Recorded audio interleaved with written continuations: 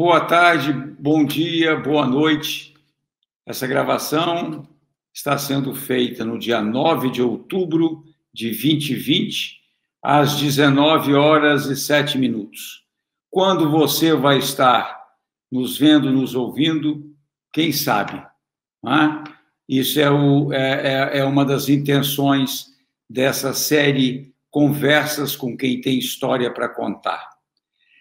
Quem tem história para contar para mim são pessoas que, ao longo ou da minha vida, ou ao longo de exercício profissional, ou ao longo de história de estar no mundo, me encantaram e me encantam.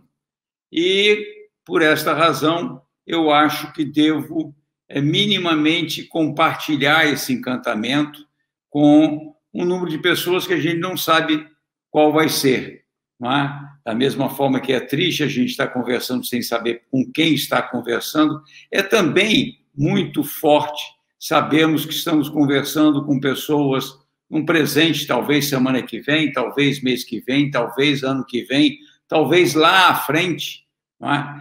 E hoje nós vamos estar conversando com Maria Freitas. Para mim, para muitas pessoas, professora Peninha. Para todo mundo. Peninha, dizendo para você que quando eu te conheci como uma pessoa que já fazia parte, eu te conheci pela literatura. Eu te conheci num livro de Sebastião Neri, Folclore Político Brasileiro, em que ele relata uma Assembleia Geral dos Estudantes da Universidade Federal de Minas Gerais, e que você estava sendo aguardada e você já havia justificado que chegaria atrasada porque estaria cuidando no tratamento intensivo de um daqueles Bonifácio de Andrade de nefasta história na política mineira e na política brasileira. Conta Sebastião Neri que, ao você finalmente chegar à Assembleia dos Estudantes da Universidade Federal de Minas Gerais, você foi ovacionada com desliga, desliga, desliga, meio que insinuando que aquela seria uma oportunidade para desligar os tubos do Bonifácio de Andrade. E que você teria, muito docemente, dito, olha, eu aqui sou uma militante e aqui eu luto por os nossos ideais, mas eu, acima de tudo, neste momento, estou me formando em enfermagem e o meu compromisso é em cuidar das vidas. E disse que você foi, por isso, muito aplaudida. Então, a minha primeira pergunta é o que daquele idealismo, o que daquela ternura ainda habita em você neste 2020? Duas coisas me habitam, e sempre me habitaram. É verdade que aconteceu isso, mas exageradamente da forma que, obviamente, o escritor contou, né? Ele inventa um pouco, porque, assim, não teve nem ovação, mas teve um clamor, porque eu era militante do movimento estudantil desde sempre, eu acho, assim, desde que entrei na universidade, muito antes, já no colégio estadual, e pouco conhecida ainda na universidade, eu era muito jovem, e eu trabalhava num hospital que realmente tinha um dos Bonifácio lá, hospitalizado num CTI. E, obviamente, ele era muito chato. Isso aí eu sabia, ele era muito chato. Mas eu cuidava dele, eu cuidava com o maior cuidado que eu sabia fazer, né, naquela época. E nunca que eu ia lutar ou misturar as coisas quando a gente está cuidando de alguém. Porque cuidar de alguém significa tirar aquela pessoa de um lugar que não está bom para ela para colocá-la num lugar melhor. E isso significa que a gente está contribuindo para ele mudar um pouco a situação, independente de quem seja. E isso é pauta da minha vida sempre. Eu sou, antes de tudo, uma cuidadora. Precisei de anos de análise, muitos anos de análise, para sair do meu lugar de estar sempre cuidando dos outros, cuidar um pouquinho de mim também, né? Agora, eu não cuido só porque é uma obrigação do ser humano cuidar, não. Eu cuido porque eu acho que eu tenho condição para fazer isso. Eu acho que tem gente que não se acredita como cuidador, né? Não sabe fazer isso direito, tem dificuldade para lidar com o outro. Eu nunca tive dificuldade nenhuma para lidar com o outro, eu acho que você sabe disso. A outra coisa é que eu acho que no cuidado tem uma intenção política, né? E nessa intenção política é mudar o mundo, do mundo que o Bonifácio defendia para o mundo que hoje outros com B também fazem a mesma coisa, né? E eu continuo do mesmo jeito, continuo militante e continuo cuidadora. Que coisa boa. Maria Freitas, você talvez seja da última geração que fez a migração rural-urbana em condições que não necessariamente eram as condições ideais. Você sai de uma cidade pequena, do interior de Minas Gerais, e vai para uma vida cosmopolita. Segundo o neto, o Gustavo Pena, neto do Afonso Pena, que é arquiteto, diz que Belo Horizonte é o único lugar onde todas as mineiristas se reúnem. Não é? Então, você foi para um lugar cosmopolita. Você sentiu que a sua migração do interior para Belo Horizonte foi por expulsão, por atração? Como é que foi essa transição de um lugar muito pequeno e para a capital do estado, para as perspectivas de uma vida urbana mais cosmopolita?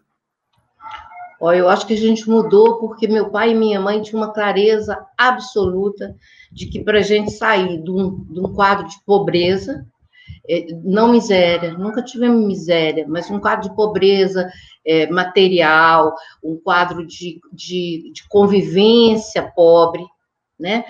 Apesar de uma família muito forte, nós saímos da cidade pequena para os filhos estudarem. A gente tinha, naquele tempo, só um ginásio, lá na minha cidade, que se chama Itaguara.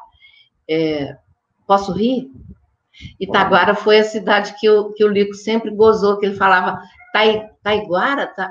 Você falava uma coisa para me gozar, que eu nasci no interior. Nasci no interior, tenho muito do interior até hoje, na forma de falar, no jeito de lidar com as pessoas, eu acho que eu tenho, mas eu me tornei igualmente aos irmãos todos, a gente é muito urbano hoje, muito urbano, muito urbano e sempre do lado de quem a gente considera que é fundamental, que é quem constrói essa terra, né? Então, todos nós lá em casa somos pessoas que aprendemos a ser urbanos e do lado de quem sofre iniquidade. Eu acho que não é só porque a gente nasceu numa família menos favorecida, digamos assim, mas porque a construção, inclusive católica, curiosamente católica, que nós tivemos, foi fundamental para poder definir para a gente, e aí não só eu, mas todos os meus irmãos, de que lado que a gente ia ter que estar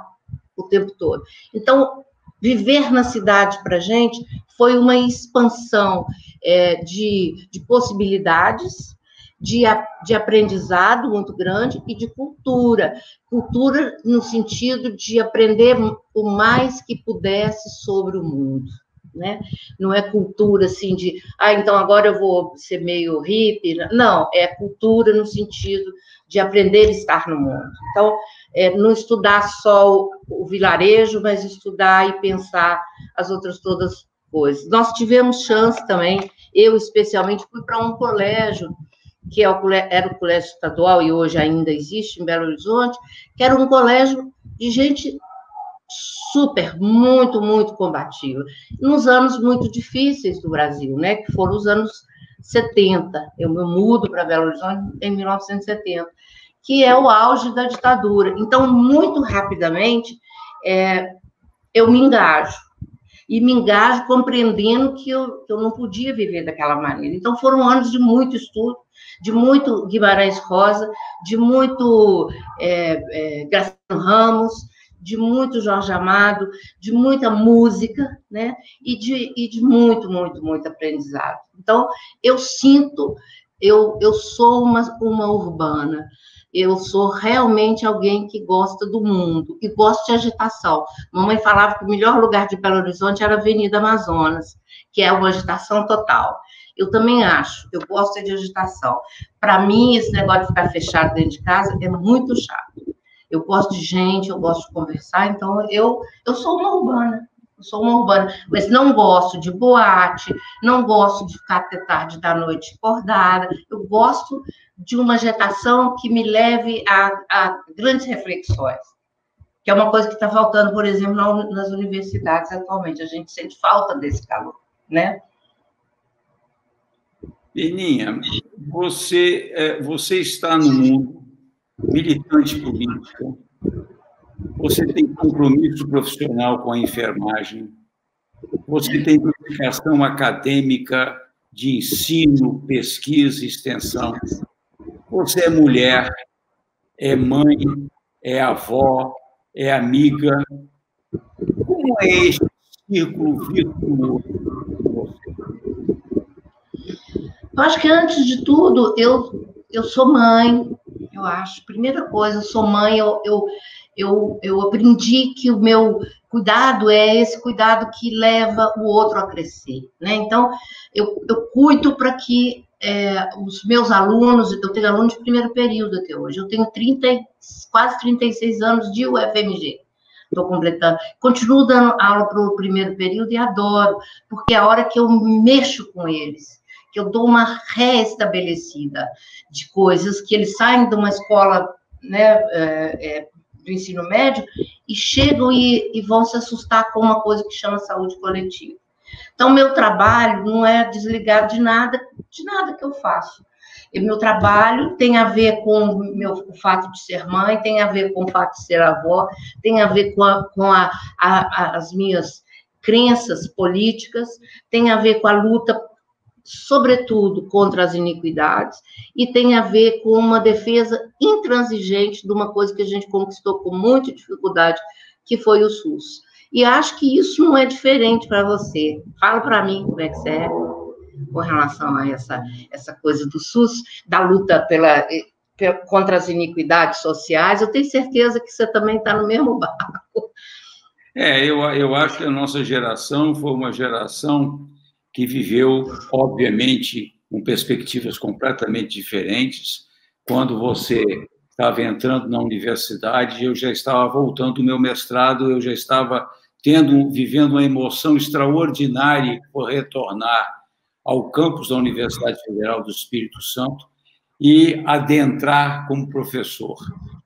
Foi muito emocionante. Eu até hoje me arrepio quando eu me lembro daquele momento.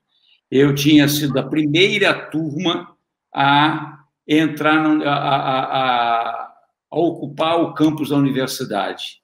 A minha turma formou-se em 1969. Eu fiz o curso da CEPAL-UILPES na universidade, em 1969, e em 1970 eu saí para fazer o mestrado. E você sabe muito bem que naquela década, você voltar com o mestrado, você já crescia no seu status, mas a minha questão não foi, o meu orgulho não foi de eu estou entrando como mestrado, eu estou entrando nessa universidade para, de alguma forma, retribuir o tanto que eu já recebi de ensino público gratuito e de qualidade. Uhum. A minha militância na década de 70 não foi uma militância política nos termos que você tão bem fez.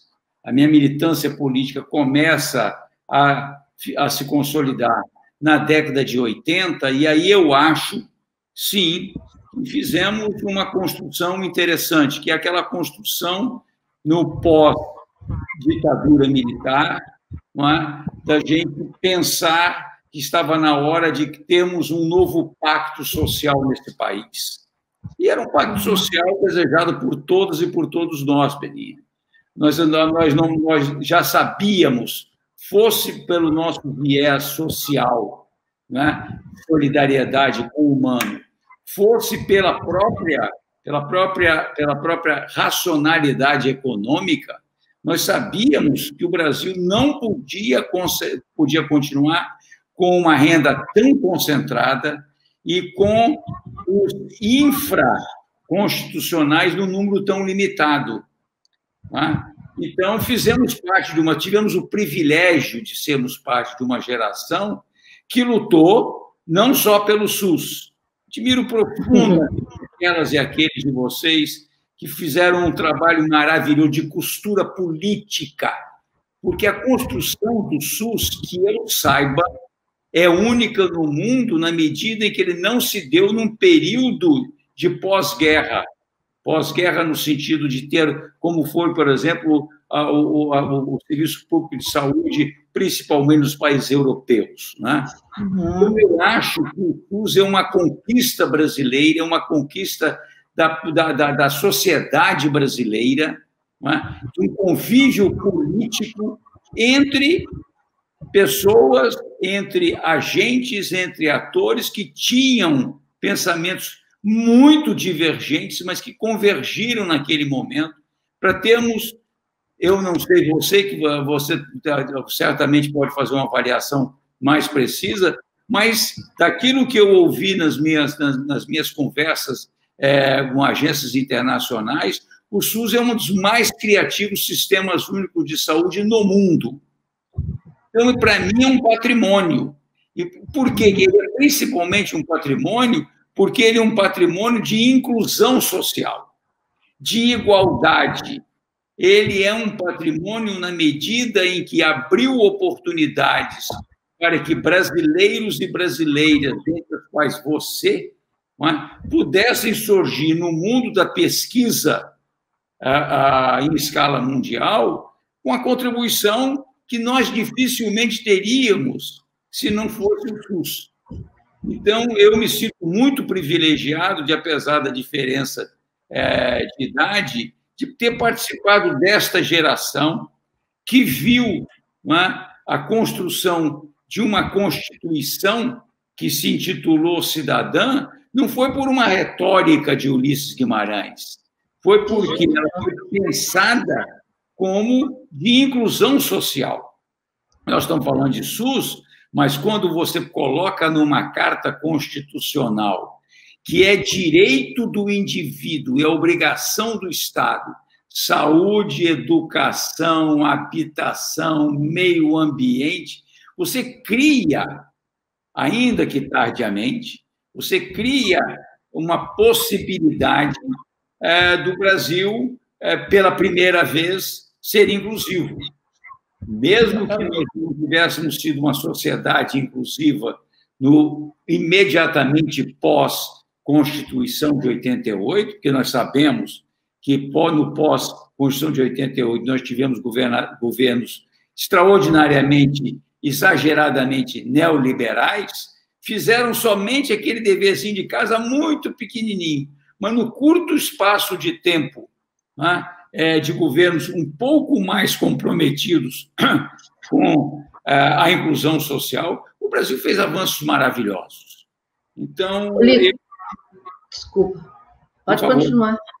Não, eu só te interrompendo por uma coisa. Eu acho que a grande questão da luta política é que ela se passa também, e muito, fora do espaço do Estado formal, né? Quer dizer, de quem está nos governando. Porque, por exemplo, quando a gente fala da Constituição, eu acompanhei aluno em campo de estágio durante 22 anos aqui no aglomerado da Serra, que é o maior aglomerado de Belo Horizonte, de vilas e favelas, e a participação das pessoas é inacreditável, porque, assim, é gente que não tem muito nem o que comer, às vezes, mas que pensa as coisas e que demanda e que constrói.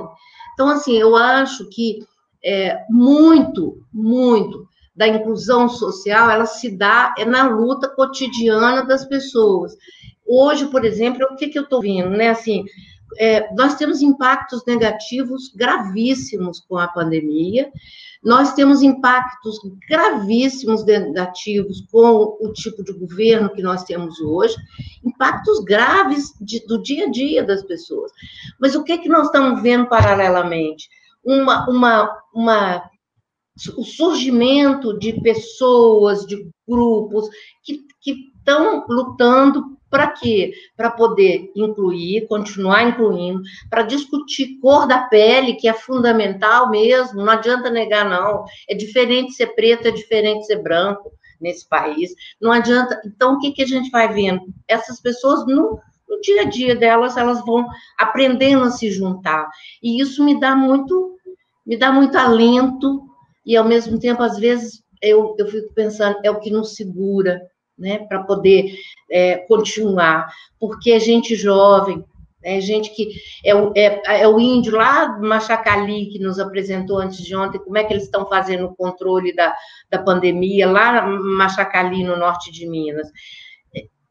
Eles organizaram tudo, junto com a gente da UFMG, mas nós não fomos os atores principais, não, eles são os atores principais. E é essa gente que está resistindo e segurando a onda. Agora, do outro lado, você sente raiva também, porque é sem sustentação por parte do Estado, né?